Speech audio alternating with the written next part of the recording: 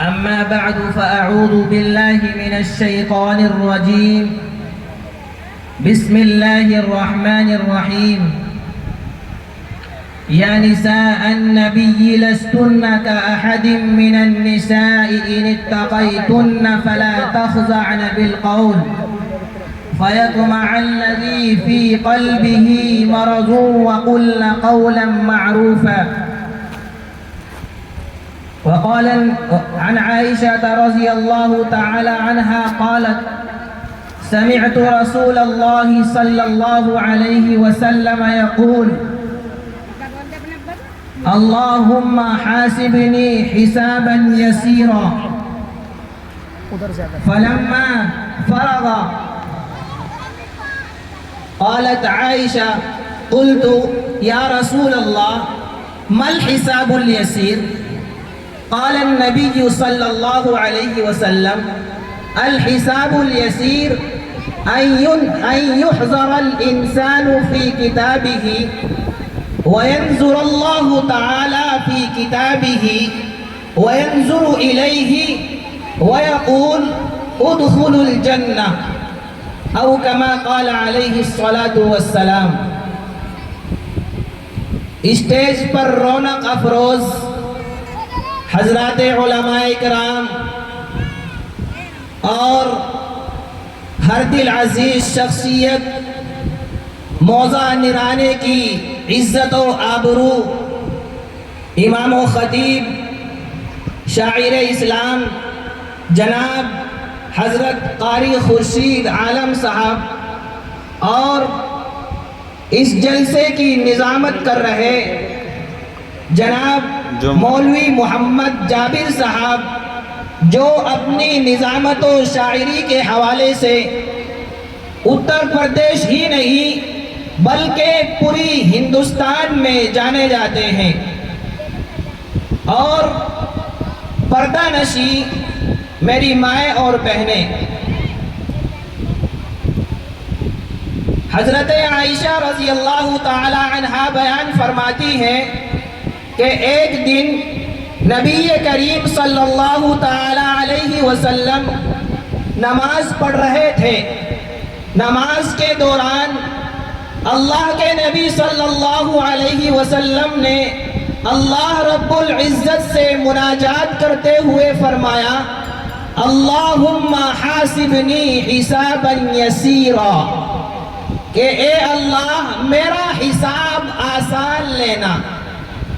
فلما انصرف، جب نبی کریم صلی اللہ علیہ وسلم نماز سے فارغ ہوئے، حضرت عائشہ رضی اللہ تعالی عنہا فرماتی ہیں میں نے کہا: یا رسول اللہ ما الحساب الیسیر، آسان حساب کیسے ہوگا؟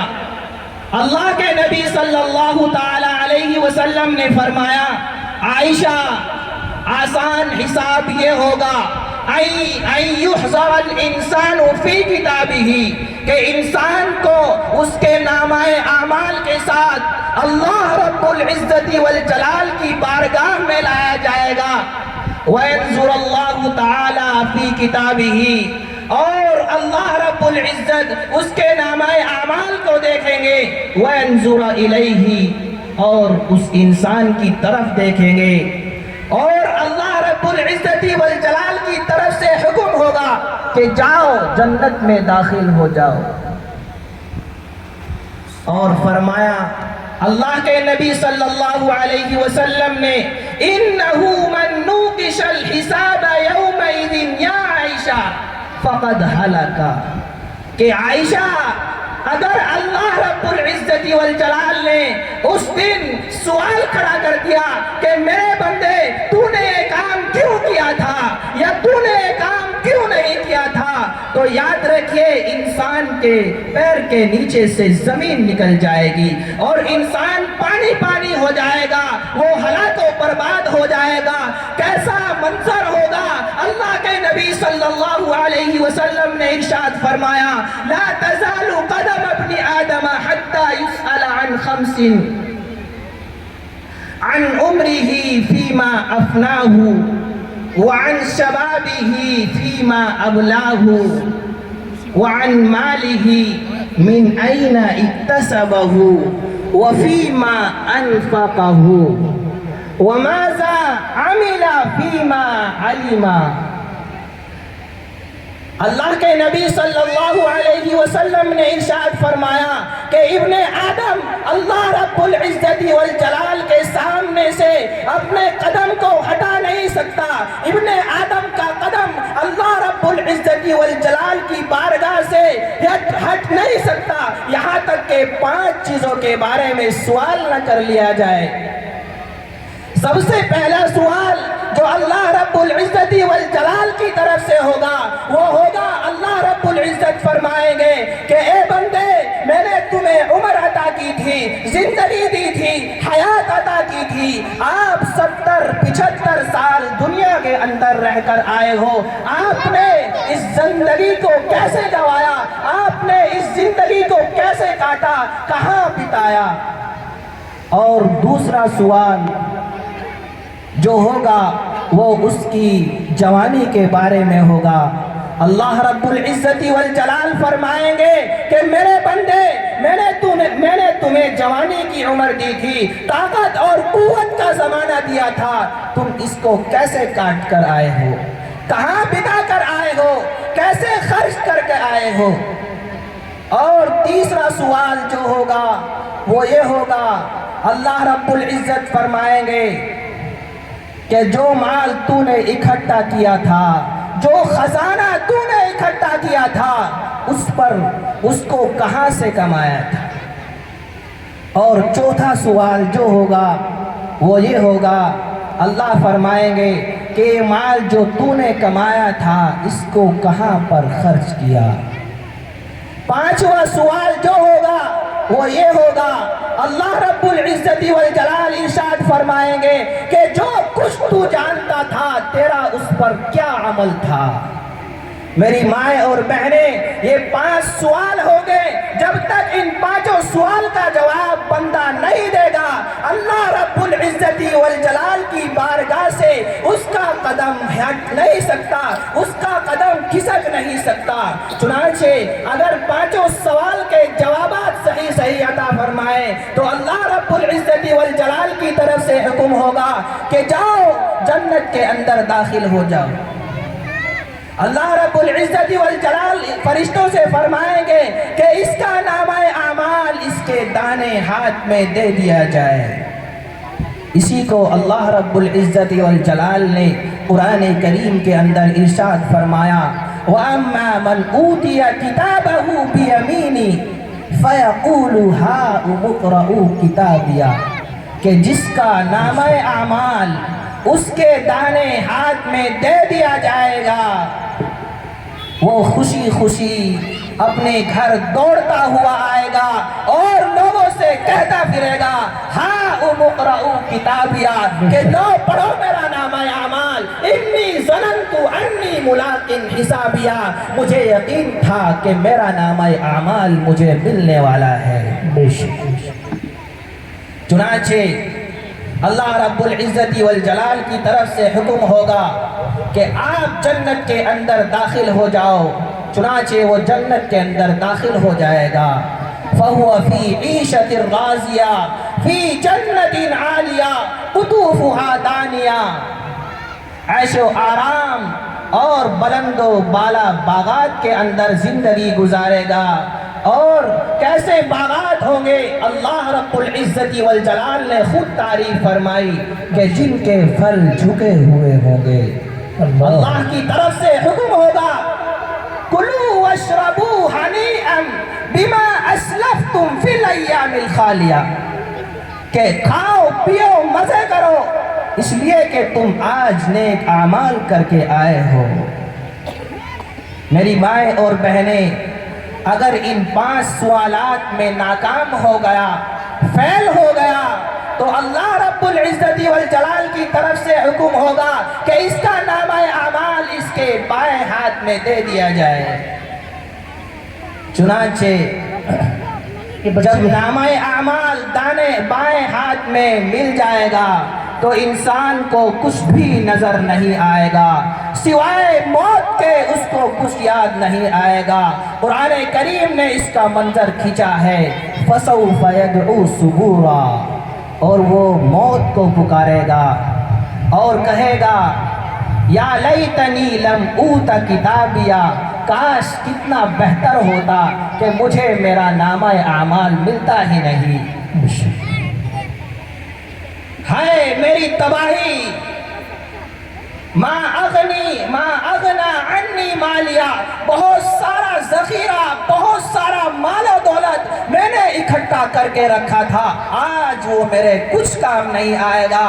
میری مائیں اور بہنیں، یہ وہ وقت ہوگا کہ جس دن افسوس کرنے سے، صدمہ کرنے سے، احساس کرنے سے انسان کو ہرگز کوئی فائدہ ہونے والا نہیں ہوگا۔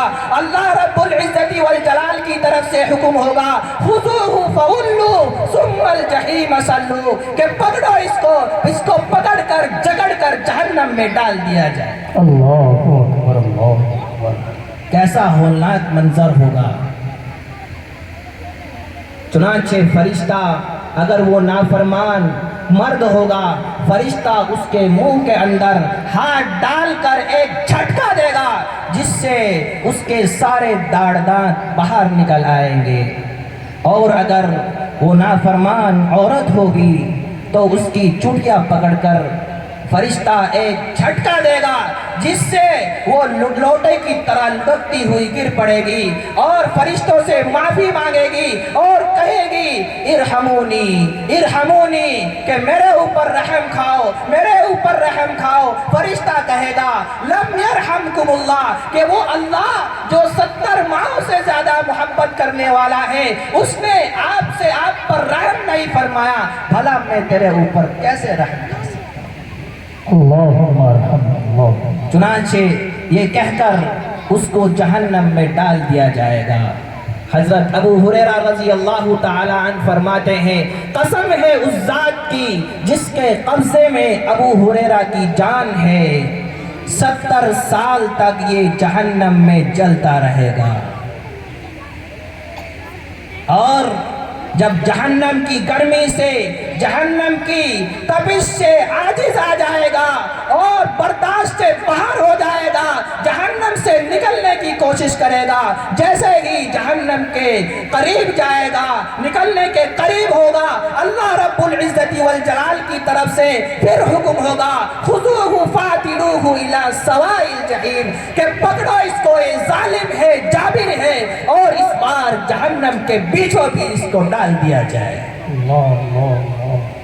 چنانچہ اس کو جہنم کے بیچوں بیچ ڈال دیا جائے گا، اور یہی نہیں، اللہ رب العزت والجلال کی طرف سے حکم ہوگا ثم صبوا فوق رأسہ من عذاب الحمیم، کہ جہنم کے اندر اس کے اوپر جہنم کا کھولتا ہوا پانی ڈالو۔ جیسے ہی اس کے اوپر جہنم کا کھولتا ہوا پانی ڈالا جائے گا یسحر بہ ما فی بطونہم والجلود، اس کا جسم کی کھالیں اور پیٹ کے اندر جو کچھ ہوگا سارا کٹ کٹ کر نیچے گر جائے گا، اور مسلسل یہی عذاب چلتا رہے گا۔ جب بھی اس کی کھالیں اور اس کے اٹڑیاں جل جائے گی، سڑ جائے گی، دوبارہ اس کو پلک جھپکنے کے برابر ایسا ہی کر دیا جائے گا، اور مسلسل یہی عذاب چلتا رہے گا۔ میری مائیں اور بہنیں، جو بچی جنت کے اندر سے ایک آدمی آئے گا اور جہنم کے اندر جھانک کر دیکھے گا، ان سے پوچھے گا ما لکم فی سقر، ارے کیا ہوا، تم جہنم میں کیسے پہنچ گئے؟ تو میری مائیں اور بہنیں ذرا غور سے سنیں، سب سے پہلا جواب جو جہنمیوں کی طرف سے ہوگا وہ یہ ہوگا، وہ کہیں گے لم نک من المصلین، ارے ہم نماز نہیں پڑھتے تھے۔ حدیث پاک میں آتا ہے اللہ کے نبی صلی اللہ تعالی علیہ وسلم نے ارشاد فرمایا من ترک صلاة متعمدا حتی مضت وقتها ثم ثم قضاها عذب في النار حقبا کہ جس نے جان بوجھ کر نماز کو ترک کیا، نماز کو چھوڑا، یہاں تک کہ نماز کا وقت جاتا رہا اور پھر اس نے قضا کی، تو اس نماز کو ترک کرنے کی وجہ سے مدت ہے دراز تک جہنم میں اس کو جلایا جائے گا۔ چنانچہ جس کی ہزارہا نماز قضا ہوگی اس کا کیا عالم ہوگا۔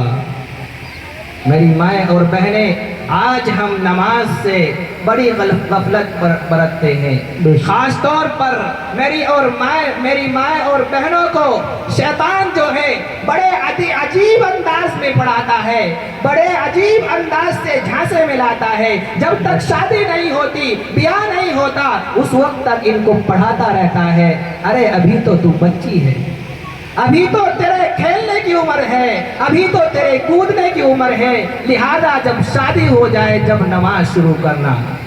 چنانچہ شادی ہو جاتی ہے، شادی کے بعد کچھ وقت بیتتا ہے، بچوں کی آمد، بچوں کا سلسلہ شروع ہو جاتا ہے۔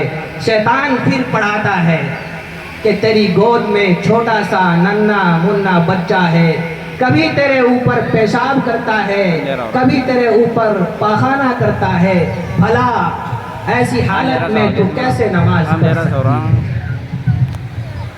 چنانچہ جب تیرے بچے جوان ہو جائیں